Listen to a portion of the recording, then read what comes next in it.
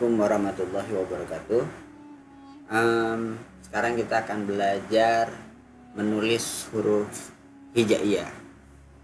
Ya, kalau baca huruf hijaiyah udah banyak ya. Ada baca metode Iqra dan metode-metode lain yang sekarang cukup banyak yang berkembang. Nah, sekarang Mr. Ari akan sharing gimana caranya nulis huruf hijaiyah yang benar ya. Yang benar itu mengikuti standar huruf gaya naskhi ya, gaya nasakh khot ya, khot nasakh. Jadi kalau di dalam bahasa Arab itu ilmu menulis huruf Arab itu disebut ilmu khot ya. Ilmu apa? Ilmu khot ya. Bahasa Arabnya itu khot. Khot itu garis. Nah, di ilmu khot itu artinya ilmu tentang cara menulis huruf hijaiyah ya yang bagus.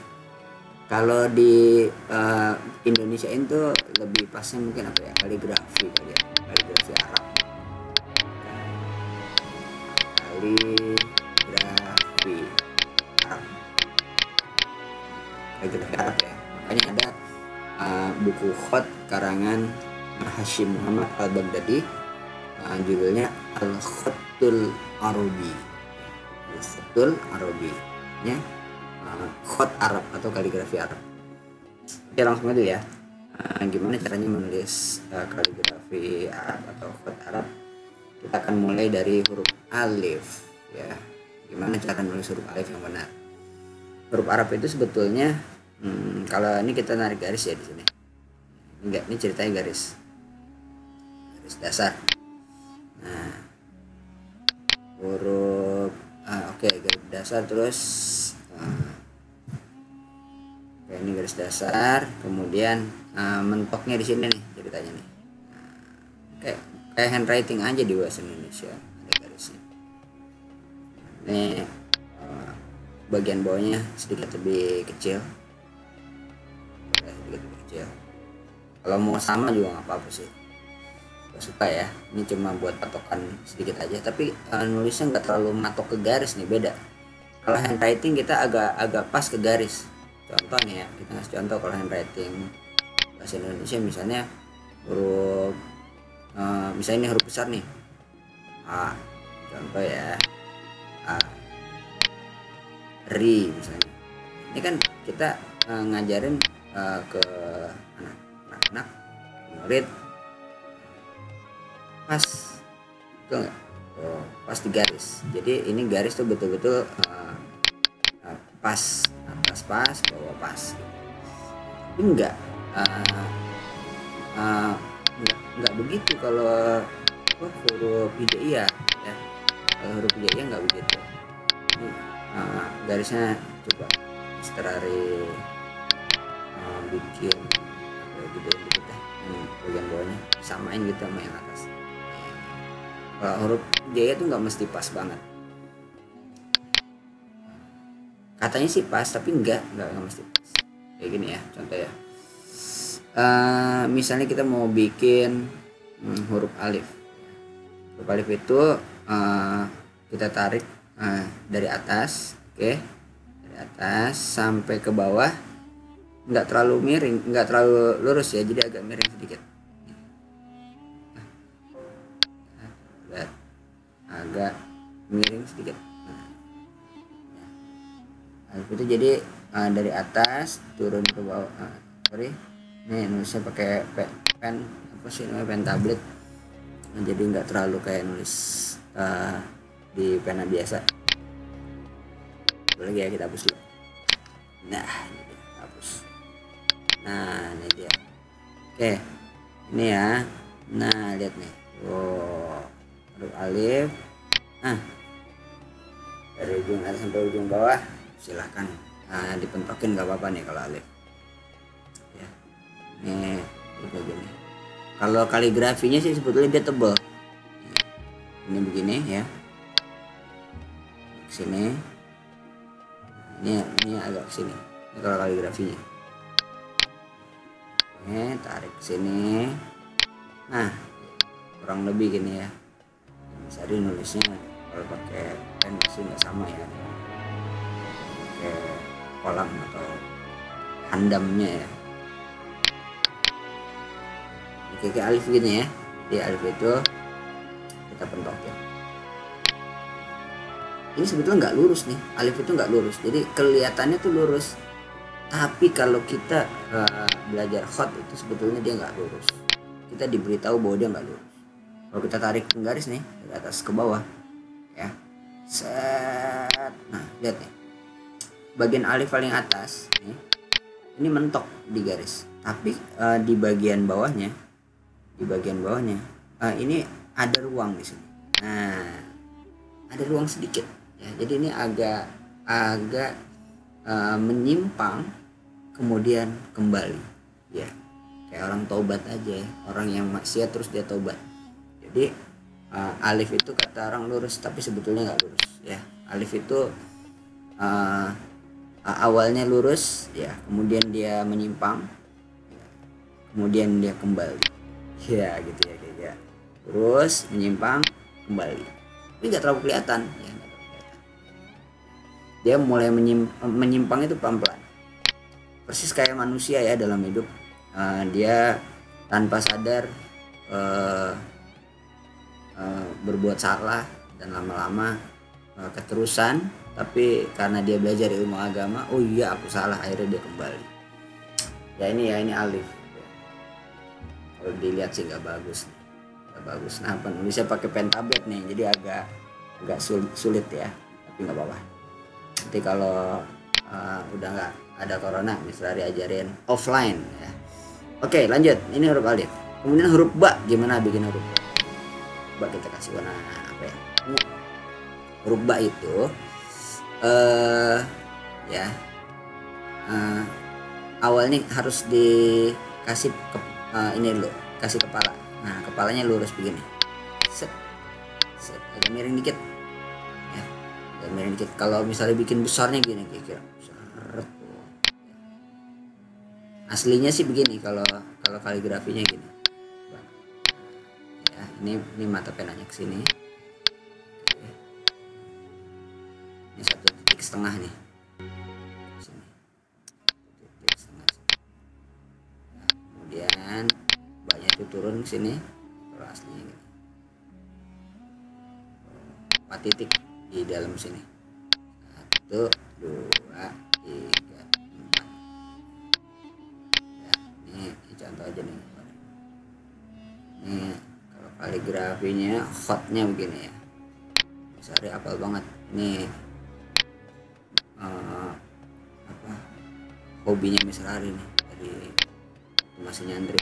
Nah, ini huruf ba kira-kira begini gambarnya. Ini kalau khotnya ya, tapi kalau misalnya kita nulis biasa nggak pakai hot ya istilahnya, kita nulis biasa nih. Nah, yang tadi Miss Rari ajarin caranya adalah bikin kepalanya begini, set gitu ya. Kemudian lurus ke bawah, up, naik dikit, ya, gitu ya. Jadi di sini nih ada ruang nih di bagian bawah. Saya kasih warna lagi deh. Ini ada ruang di sini. Jadi istilahnya kayak seluncuran nih. Bikin huruf tuh kayak seluncuran. Ini selain itu ya, nih kalau bisa ditarik garis di sini. Nih garis itu buat patokan aja ya. Di ujung sini juga ada ruang kecil. Jadi bersiap-siap nih istilahnya pas meluncur ke bawah. Meluncurnya tuh nggak terlalu lurus begini, nggak, tapi agak begitu ya. Agak apa ya istilahnya? Kurva. Kan bahasanya kurva, bukan line tapi kurva. Nah, ini jadi agak kurva turun sedikit. Nah, pas di sini ini kalau titik ini 3 titik nih, 1, 2, 3. Setelah di titik ketiga sini dia mulai nanjak ke atas tuh, belokin. Kira-kira gitu. Jadi kalau kita bikin ulang, perhatiin ya, kalau kita bikin ulang jadinya begini. ini lurus. Oke, turun dulu ke bawah, kira-kira 3 titik, naik nih ke atas, set, belok. Oke, beloknya ini nggak boleh belok sampai begini ya, beloknya misalnya begini, nggak boleh beloknya sampai begini. Nah ini salah. Oke, salah. Jadi dia beloknya itu ke sini. Oh, miringnya begini. Oh, lihat ya. Misalnya jadi kasih garis bantu ini buat patokan aja ya. Jadi ini beloknya ke sini. Ya, jadi pas dia belok nih, set. Nah, situ. Dia beloknya ke sini. Ini penting nih buat huruf ba. Oke, sekali lagi ya, kita bikin huruf ba. Boleh nggak misalnya bikin huruf ba-nya panjang, misalnya maunya begini, agak panjangan segini, atau mau panjangan segini, gitu. Boleh nggak bikin huruf ba misalnya begini? Ya suka-suka sih kalau mau bikin begitu. Tapi kalau ditanya standar huruf atau khot yang jenisnya naskhi yang lagi kita pelajarin sekarang, benar apa enggak? Ya salah, gitu ya, itu salah. Jadi nggak boleh kepanjangan, betul-betul ada standarnya.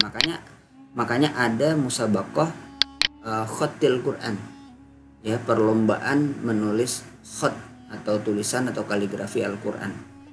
Gimana bisa dinilai bagus apa nggak bagus kalau misalnya penilaiannya berdasarkan selera gitu.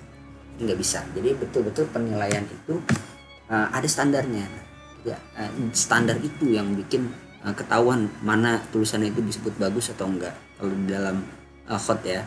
Sekali lagi, oke nih terakhir nih, bikin huruf ba. Kita bisa buat palanya dulu, ingat ya, pala. Habis pala, ini palanya miring nih. Tadi misalnya udah infoin ya, palanya miring nih di sebelah sini. Nah, Mister, kalau Mister kasih tarik garis nih, kira-kira nih garisnya lurus ya, kelihatan kan? Awalnya dia ada di garis, tapi pas agak turun di sini ada kurang lebih setengah titik di sini. Pas sudah turun, kita akan turun ke bawah, lihat nih, turun ke bawah, set. Nah, siap-siap naik di sini. Yang tadi bisa bilang naik dikit, nggak boleh langsung naik, nggak, dia agak melandai, agak gini, agak naik dikit ya, kayak gini lah, gitu ya. Tuh. Ini juga sama. Kemudian dia miring ke sini. Ya, habis naik gitu, pencet, naik sini, set. Nah, ke sini, ya. Tuh, ini baru benar. Jadi miringnya ke sini, set. Ya, ini dia. Ini namanya huruf ba.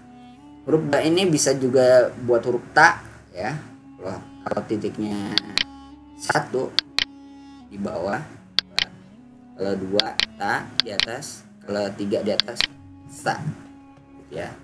Ini huruf alif, huruf ba, dan huruf ta dan huruf sa. Ya, kalau aslinya tadi misalnya udah gambarin ya. Aslinya huruf ba, ta, dan sa ini seperti ini ya. Jadi kalau kaligrafinya sebetulnya seperti ini. Nulisnya sebetulnya pakai kolam atau pulpen atau pena khusus, salah nih. Pena khusus. Salah. Oke. Ini hapus dulu dikit. Set. Lihat ya. Ya, ini pas nih. Agak kesini dikit. Agak kesini, bawahnya agak turun. Ada ruangnya di sini. Sini. Turun. Nanti ya.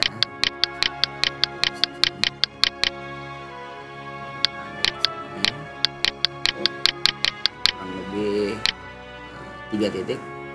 Itu bersiap naik. Wah.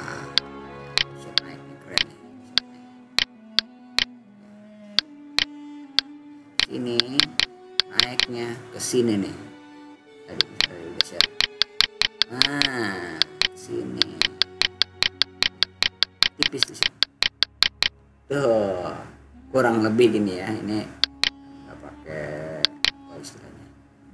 Nggak pakai penanya nih. Nah, kurang lebih gini. Tuh, gini ya. Di sini bisa huruf ba, bisa huruf ta. Ini kotak ya kalau aslinya, atau huruf sa. Ini dia.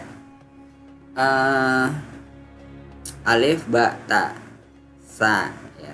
Nah sekarang Mister akan ajarin huruf jim ya. Sampai huruf jim nanti video ini kita close, lanjut ke video selanjutnya supaya nggak terlalu panjang. Huruf jim tapi jim, ha dan kho akan kita masukin barengan di sini. Oke, kalau gitu ini kita hapus dulu ya. Kita hapus dulu. Ini hapus. Sudah deh, hapus. Ini hapus. Oke, hapus. Sini juga. Sini. Ya, ini hapus. Oke, lanjut ya. Kita bikin garis lagi. Nah, ini garisnya di sini nih, anggap aja sama aja. Garisnya sama boleh gitu ya. Nah, huruf jim gimana cara bikinnya? Ini anggaplah garis dasar nih, yang ada di tengah. Bisa kasih tanda panah.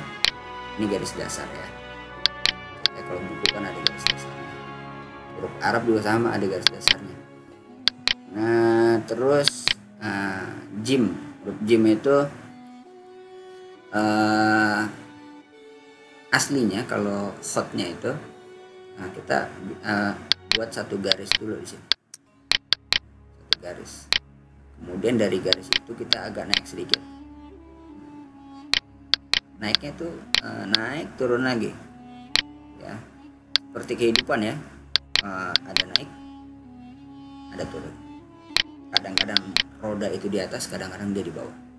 Nah, sampai dia di ujung nih, ini kira-kira 4 titik ya, 1, 2, 3, 4. Kemudian habis itu turun lagi ke bawah kayak gini, ke bawah, lama-lama tipis di tengah nih, di sini tipis nih, tipis. Dia mulai tebel lagi setelah ini ya, jadi setelah tebel, setelah kesini nih dia mulai tebel.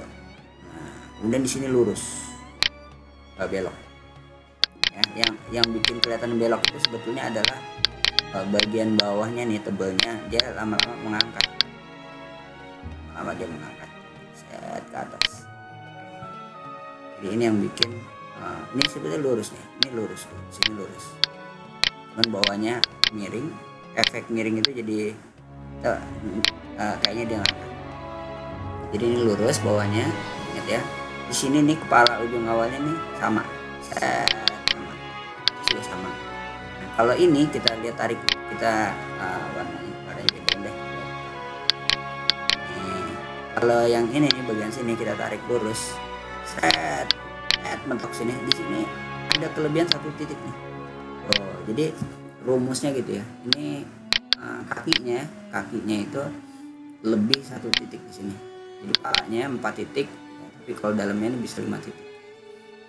Ya, ini tingginya nih, tingginya bisa diukur 1, 2, 3, 4, 5, 1, 2, 1, 2, nah gitu ya, kira-kira gitu.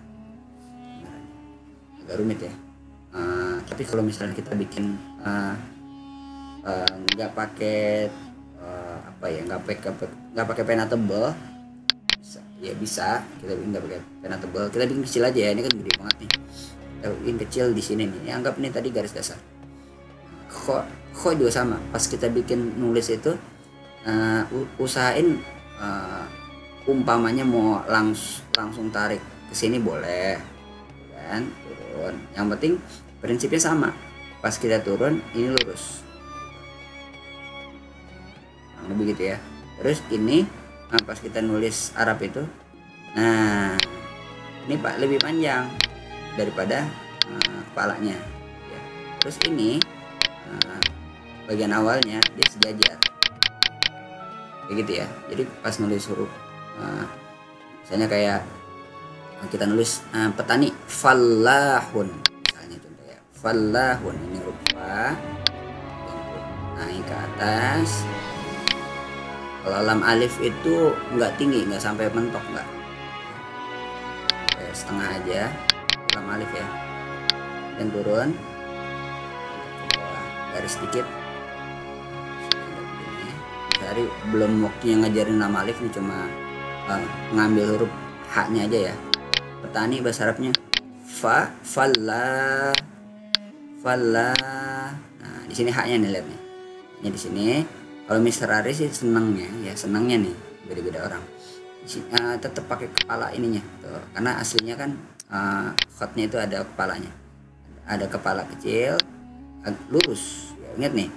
Di sini lurus, kemudian turun sampai sini, kemudian habis sampai sini turun lagi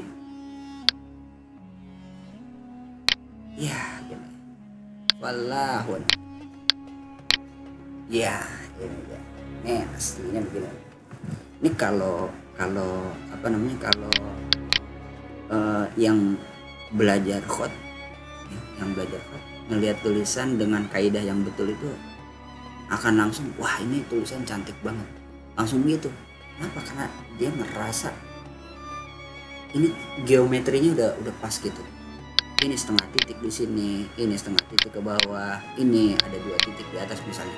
Jadi kayak gitu, ada rumusnya. Ini nanti kita akan sana ya. Sekarang huruf H-nya nih yang penting. Nah, huruf H-nya lihat nih, H-nya pas di sini. Kalau kita tarik di atas di bagian satu lagi, di sini ada ruang masih. Fallahun. Ya, ini huruf H. Nah, huruf H ini bisa juga dipakai untuk jim, untuk huruf kho, sama ya. Tinggal dikasih titiknya aja. Oke, kita coba ya. Misalnya huruf jim. Yes. Terus ke bawah. Kemudian lanjut ke bawah lagi. Ya, gitu. Kalau kita udah tangannya udah terbiasa nulis, udah rajin ya, berulang-ulang, mirip sama main basket. Kalau dia rajin main basket itu, untuk masukin bola ke keranjang atau ke basketnya itu dia otomatis ya.